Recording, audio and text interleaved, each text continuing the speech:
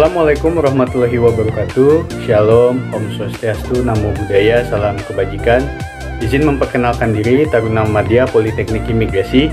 Nama Ivan Pujangga, NRT 2018.1451.1.01. Program Studi Hukum Keimigrasian, kelas Hukum C.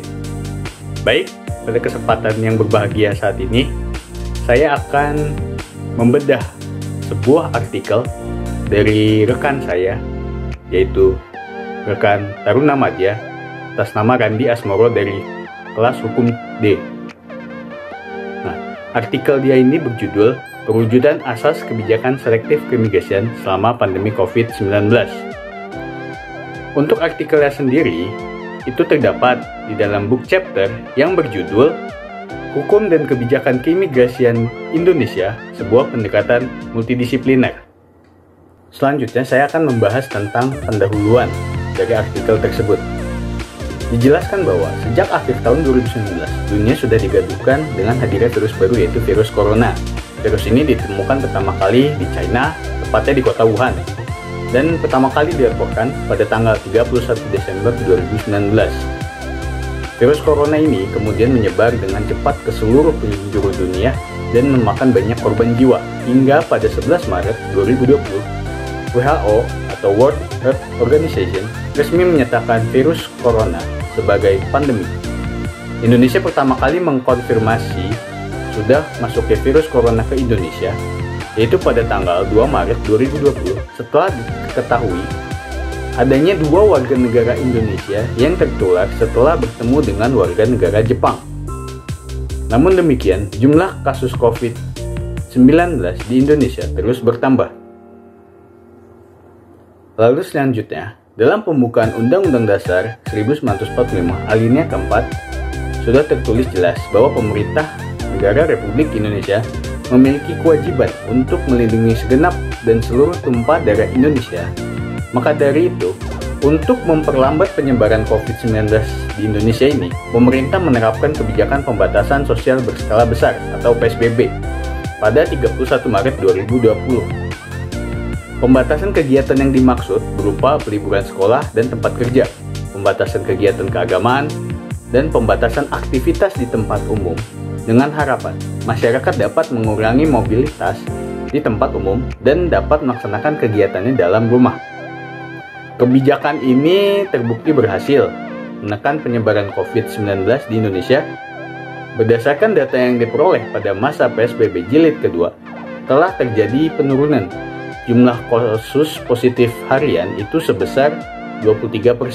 Penanganan sebuah pandemi, terutama pandemi coronavirus disease 2019 ini, sebenarnya didasari pada 3 pendekatan, yaitu pelayanan kesehatan, manajemen pemenuhan kebutuhan, dan penanganan dalam aktivitas sosial. Imigrasi menetapkan kebijakan selektif yang berkaitan dalam hal penanganan kegiatan sosial, berupa pengaturan hukum yang berkaitan dengan mencegah penyebaran COVID-19, berupa pengaturan perlintasan warga negara Indonesia maupun warga negara asing yang ingin masuk maupun keluar wilayah Indonesia. Salah satu hal yang penting untuk diperhatikan di masa pandemi ini adalah bagaimana imigrasi membuat pengaturan larangan masuk bagi warga negara asing, mengingat virus corona ini merupakan virus bawaan dari luar Indonesia. Virus ini dibawa oleh warga negara asing yang datang ke Indonesia atau dibawa oleh warga Indonesia yang datang dari luar negeri. Upaya imigrasi tentunya diikuti dengan kebijakan selektif dan pendekatan keamanan sesuai dengan fungsi imigrasi sebagai penjaga keamanan negara dalam memberikan kontrol penolakan masuk warga negara asing. Mengingat imigrasi merupakan sebuah instansi yang bertugas menyaring orang masuk maupun keluar dari wilayah Indonesia, terlebih di saat pandemi ini. Maka pengaturan ini dapat dibenarkan secara hukum. Maka dari itu, tujuan penulisan ini adalah untuk membahas penerapan apa saja yang menggunakan asas kebijakan selektif selama masa pandemi dalam upaya menekan penyebaran virus COVID-19. Untuk kriteria penilaian artikel book chapter terhadap pendahuluan yang tadi saya bacakan, menurut saya untuk penulisan latar belakang itu sudah sangat bagus dan disertai dengan fakta yang lengkap dan data yang mendukung. Seperti tadi dijelaskan, ada data penurunan jumlah virus COVID-19 pada saat masa PSBB Jilid 2, dan lain sebagainya. Kemudian, rumusan masalah ini relevan dengan topik tulisan. Dijelaskan bahwa tujuan penulisan ini adalah untuk membahas penerapan apa saja yang menggunakan asas kebijakan selektif selama masa pandemi dalam upaya menekan penyebaran virus COVID-19. Dan untuk plagiasi, saya melihat bahwa di sini tidak ada unsur plagiasi. Jadi untuk pendahuluan, saya dapat menyatakan bahwa pendahuluan ini sangat bagus dan sangat baik karena didukung oleh latar belakang yang kuat, fakta dan data yang sangat akurat, rumusan masalah yang relevan, dan tentunya tidak ada unsur plagiasi. Selanjutnya adalah pembahasan kebijakan selektif dalam hukum keimigrasian. Dalam artikel ini, penulis menjelaskan, semua negara pasti melakukan atau melaksanakan fungsi pemeriksaan dan pengawasan kepada setiap warga negara asing ketika akan masuk ke wilayah negaranya, tentunya untuk menegakkan kedaulatan negaranya. Setiap negara yang akan dimasuki warga negara asing pasti akan menyeleksi dan memilah warga negara asing tersebut. Hanya mereka yang terbukti memenuhi syarat tertentu yang akan diperkenankan untuk masuk. Dan tentunya itu berdasarkan kebijakan imigrasi negara tersebut. Selanjutnya mengenai teori kebijakan selektif merupakan prinsip dasar yang berlaku secara global bagi seluruh dunia tentunya. Setiap negara memiliki kewenangan untuk memperkenankan maupun melarang masuk atau keluar suatu wilayah negaranya sebagai urusan keimigrasian suatu negara yang mempunyai sifat selektif dan penerapannya melalui pengaturan keimigrasian suatu negara. Dan prinsip ini tentunya harus dihormati. Dalam penjelasan Undang-Undang Nomor 6 Tahun 2011 tentang keimigrasian, dijelaskan bahwa kebijakan selektif atau selective policy yang menjunjung tinggi hak asasi manusia diatur masuknya orang asing ke dalam wilayah Indonesia. Demikian pula bagi orang asing yang memperoleh izin tinggal di wilayah Indonesia harus sesuai dengan maksud dan tujuannya berada di Indonesia. Berdasarkan kebijakan dimaksud, serta dalam rangka melindungi kepentingan nasional, hanya orang asing yang memberikan manfaat serta tidak membahayakan keamanan dan ketertiban umum diperbolehkan masuk dan berada di wilayah Indonesia. Di dalam asas kebijakan selektif hukum keimigrasian Indonesia, terdapat 3 aspek penting yang menjadi poin penting dalam pelaksanaannya, yaitu yang pertama adalah aspek kepentingan nasional. Secara umum, aspek tersebut memiliki 2 aliran pemahaman tentang bagaimana kepentingan nasional harus didefinisikan. Pemahaman pertama mengenai kepentingan nasional didefinisikan sebagai kekuatan nyata dan lingkup pengaruh suatu negara relatif terhadap negara lain.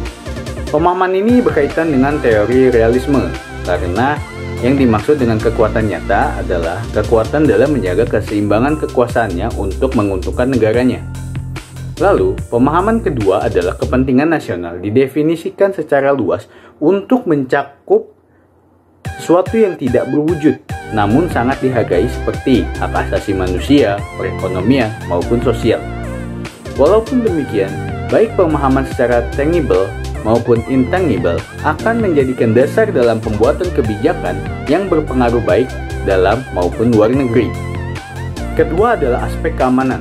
Aspek pertahanan dan keamanan harus diarahkan untuk menjamin tegaknya kedaulatan negara dari ancaman luar maupun domestik.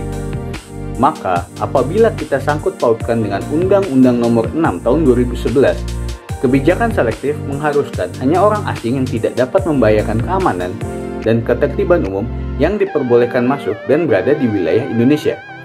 Bahkan, dalam pengertian lain, pergerakan orang asing harus sesuai dengan ideologi negara dan tidak mengancam keutuhan bangsa Indonesia. Yang ketiga adalah aspek kesejahteraan. Dalam perkara ini, kesejahteraan berkaitan dengan apakah kedatangan orang asing masuk ke Indonesia dapat memberikan dampak positif bagi masyarakat Indonesia dan perekonomian daerah maupun negara. Aspek kesejahteraan ini menurut ranah sosial dan psikologi adalah kemampuan untuk memberi dan menerima, berkontribusi dan mempunyai rasa memiliki dan rasa percaya kepada masyarakat. Singkatnya, diharapkan warga negara asing dapat memberikan kontribusi di dalam bidang perekonomian di kehidupan masyarakat Indonesia. Kebijakan selektif keimigrasian merupakan pelaksanaan tanggung jawab negara terhadap warga negaranya maupun warga negara asing yang berada di wilayah negara. Kebijakan ini diterapkan pada semua warga negara asing yang berada di wilayah Indonesia tanpa terkecuali. Pelaksanaan kebijakan ini didasari oleh pemikiran bahwa tidak semua orang asing dapat mendatangkan manfaat kepada negara Indonesia. Sebaliknya, tidak semua warga negara asing juga dapat memberikan ancaman atau memberikan kerugian. Penyaringan dan pembatasan masuk orang asing dalam kondisi pandemi sekarang sangat penting untuk mencegah dampak yang tidak diinginkan masuk ke wilayah Indonesia, dalam hal ini virus menular. Bentuk kebijakan selektif dalam upaya penekanan persebaran COVID-19. Setelah Organisasi Kesehatan Dunia (WHO) menaikkan status COVID-19 sebagai pandemi global, maka julukan imigrasi sebagai benteng terakhir kedaulatan yang berperan dalam penyeleksian dan pemilahan terhadap masuk keluarnya orang ke wilayah Indonesia semakin kuat.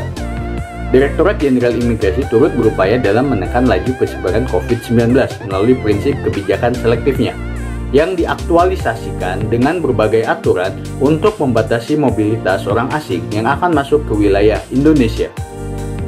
Kebijakan pertama yang diterapkan dalam pembatasan orang asing adalah Peraturan Menteri Hukum dan Hak Asasi Manusia Nomor 3 Tahun 2020 tentang penghentian sementara bebas visa kunjungan, visa, dan pemberian izin tinggal keadaan terpaksa bagi warga negara Republik Rakyat Tiongkok per tanggal 5 Februari 2020. Di mana dalam peraturan ini terdapat prinsip kebijakan selektif yang diaplikasikan dalam pembatasan masuknya warga negara Tiongkok untuk mengurangi potensi masuknya virus corona ke Indonesia. Peraturan ini juga diperkuat oleh Surat Edaran Nomor IMI Strip 0954.gr.01.01 tahun 2020 tentang penghentian sementara bebas visa kunjungan saat kedatangan, dan pemberian izin tinggal keadaan terpaksa bagi warga negara Tiongkok, di mana prinsip kebijakan selektif di sini dijelaskan bahwa tidak semua warga negara asing dapat diberikan izin tinggal keadaan terpaksa. Akibat persebaran COVID-19 yang semakin marak di Indonesia, maka per tanggal 28 Februari dikeluarkan Peraturan Menteri Hukum dan Hak Asasi Manusia Nomor 7 Tahun 2020 tentang pemberian visa dan izin tinggal dalam upaya pencegahan masuknya virus corona untuk menggantikan Permenkumham Nomor 3 Tahun 2020. Dalam peraturan ini, prinsip kebijakan selektif ditemukan di mana disebutkan bahwa warga negara Tiongkok wajib mendaftar visa di perwakilan Republik Indonesia di Tiongkok dengan melengkapi beberapa syarat yang wajib dipenuhi. Setelah itu, diterbitkan Peraturan Menteri Hukum dan Hak Asasi Manusia Nomor 8 Tahun 2020 tentang penghentian sementara bebas visa kunjungan dan visa kunjungan saat kedatangan, serta pemberian izin tinggal keadaan terpaksa. Penerbitan peraturan ini merupakan satu langkah lebih maju, di mana pembatasan masuknya orang asing semakin ketat, karena bukan hanya warga negara Tiongkok saja, melainkan semua warga negara tidak bisa masuk ke Indonesia menggunakan bebas visa kunjungan maupun visa on arrival. Tetapi, hanya orang asing yang mengajukan visa di perwakilan Republik Indonesia di negaranya yang bisa masuk ke Indonesia. Dengan penyebaran COVID-19 yang semakin masif di Indonesia, maka pemerintah kembali mengeluarkan Peraturan Menteri Hukum dan Hak Asasi Manusia Nomor 11 Tahun 2020 tentang pelarangan sementara orang asing masuk wilayah negara Republik Indonesia.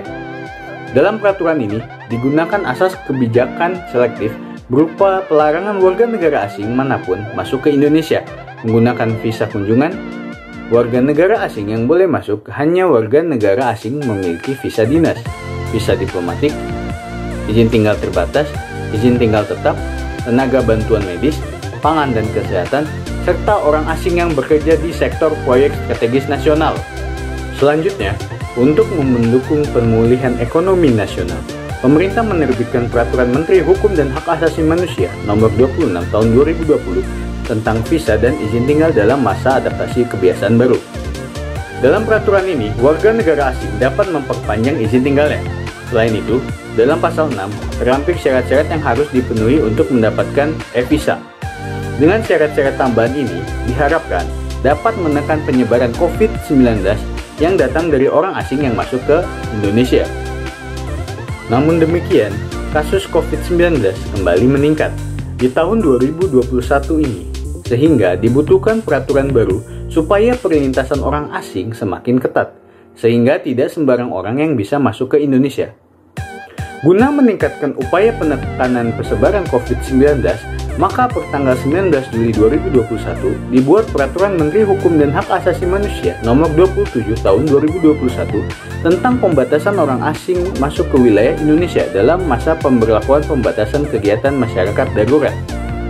Di dalamnya memuat aktualisasi fungsi keimigrasian berupa keamanan negara dan dikaitkan dengan asas kebijakan selektif dapat dilihat dari adanya pembatasan bagi warga negara asing yang ingin datang ke Indonesia.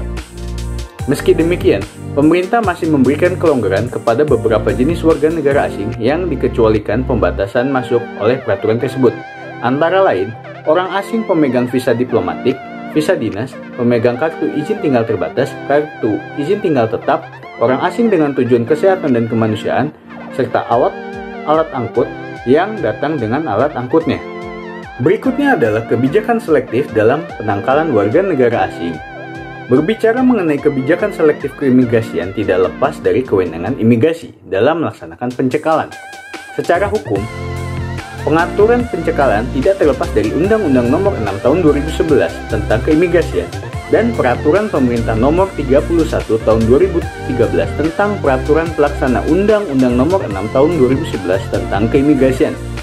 Berdasarkan Undang-Undang Keimigrasian, pencekalan adalah pelanggaran kepada orang asing untuk masuk ke wilayah Indonesia. Hal terpenting dalam penangkalan yang diatur dalam Undang-Undang Keimigrasian antara lain adalah menteri atau pejabat imigrasi adalah pihak yang berwenang untuk melakukan tindakan penangkalan. Penangkalan ditetapkan melalui keputusan tertulis dan wajibnya petugas imigrasi untuk menolak masuknya orang asing yang termasuk ke dalam daftar pencekalan tentunya.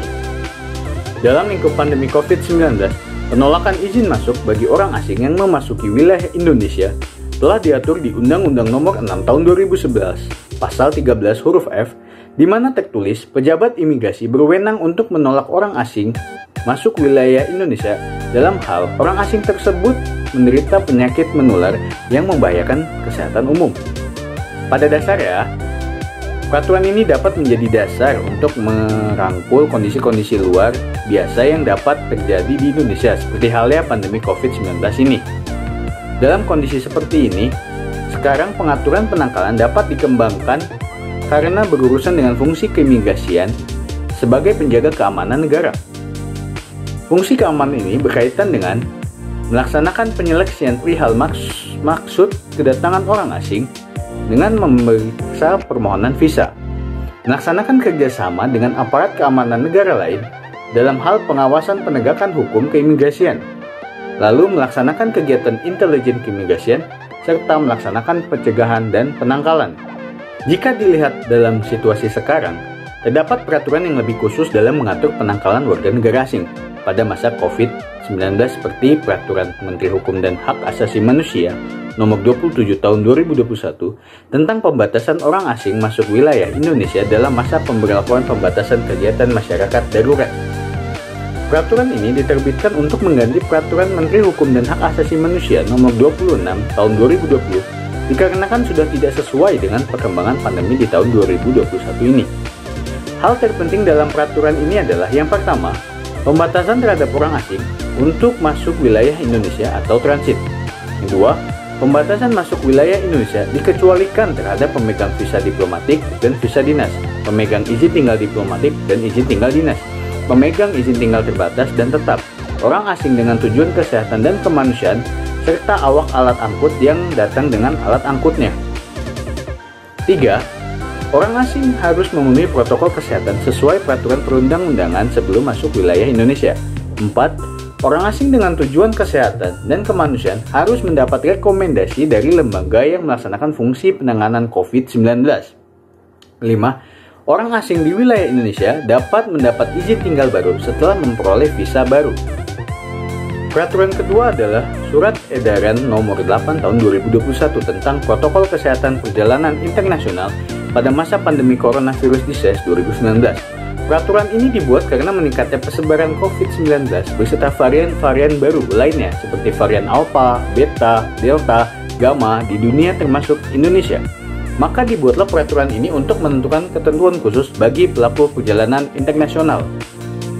Hal terpenting dalam peraturan ini adalah yang pertama, memberikan ketentuan terhadap kewajiban menunjukkan kartu atau sertifikat telah menerima vaksin COVID-19 baik bagi warga negara Indonesia maupun bagi warga negara asing. Yang kedua, seluruh pelaku perjalanan internasional baik warga negara Indonesia maupun warga negara asing wajib mengikuti protokol kesehatan yang diterapkan oleh pemerintah Indonesia. Berdasarkan dua peraturan di atas adalah merupakan gambaran bahwa asas kebijakan selektif keimigrasian sangat diterapkan selama pandemi COVID-19 ini. Dalam hal ini, asas kebijakan selektif dengan penangkalan orang asing tidak dapat dipisahkan tentunya. Penangkalan dimulai dengan pejabat imigrasi yang memeriksa syarat-syarat yang wajib dipenuhi orang asing untuk masuk ke wilayah Indonesia, serta alasan kedatangan orang asing tersebut tentunya. Selain itu, asas kebijakan selektif dalam penangkalan tidak luput dari giat pengawasan, pemantauan, dan pengendalian dari pejabat imigrasi terhadap warga negara asing yang akan masuk ke wilayah Indonesia. Perlu diketahui juga bahwa kebijakan selektif juga terhubung dengan poin penting penangkalan, yaitu pengelolaan perlintasan orang asing untuk menjaga keamanan negara perlu memiliki kebijakan yang berdasar kehati-hatian. Selain itu, kebijakan selektif diwujudkan dalam bentuk tindakan penangkalan yang berguna dalam menentukan kriteria orang asing yang boleh masuk wilayah Indonesia. Baik, untuk kriteria penilaian terhadap bagian pembahasan, menurut saya, uraian pembahasan itu sudah sesuai dengan data dan fakta, yang tentunya itu sangat mendukung sekali, di mana pada pendahuluan tadi sudah dijelaskan berbagai macam data dan fakta. Kemudian, untuk pembahasannya sendiri ini sudah sangat bagus, beserta dengan fakta dan data yang mendukung dan akurat tentunya. Kemudian, untuk pembahasan ini dilakukan secara objektif, kemudian penulisan pembahasan itu sudah sangat sesuai dengan metodologi penelitian yang relevan. Kemudian penulisan pembahasan ini sudah menggunakan teori yang relevan tentunya. Dan analisa yang penulis sajikan itu sangat mudah dipahami dan dapat diambil kesimpulannya, sehingga untuk bagian pembahasan menurut saya itu sudah sangat bagus sekali. Lalu yang terakhir adalah kriteria penilaian terhadap referensi dan daftar pustaka. Dalam hal ini penulis dalam pemilihan referensi itu relevan dengan topik yang dia bahas tentunya, yaitu mengenai kebijakan selektif keimigrasian di masa pandemi COVID-19. Tentu referensinya sudah sangat kuat, sangat bagus, beserta dengan data dan fakta yang mendukung. Kemudian, konsistensi penulis dalam penulisan, terutama referensi di footnote, itu sangat konsisten. Kemudian, tentang waktu referensi yang penulis sajikan ini up to date sekali mengenai kebijakan selektif di masa pandemi COVID-19. Lalu yang terakhir, daftar pustaka disusun secara sistematis. Tapi ada tambahan dari saya untuk disertakan apakah referensi tersebut termasuk ke dalam buku, jurnal, dan lain sebagainya. Demikianlah presentasi yang dapat saya sajikan mengenai bedah book chapter dan memberikan kriteria penilaian terhadap suatu artikel di book chapter tersebut. Apabila ada kesalahan kata maupun perbuatan, mohon dimaafkan. Sekian dan terima kasih. Wassalamualaikum warahmatullahi wabarakatuh. Shalom, Om Santi Santi Om.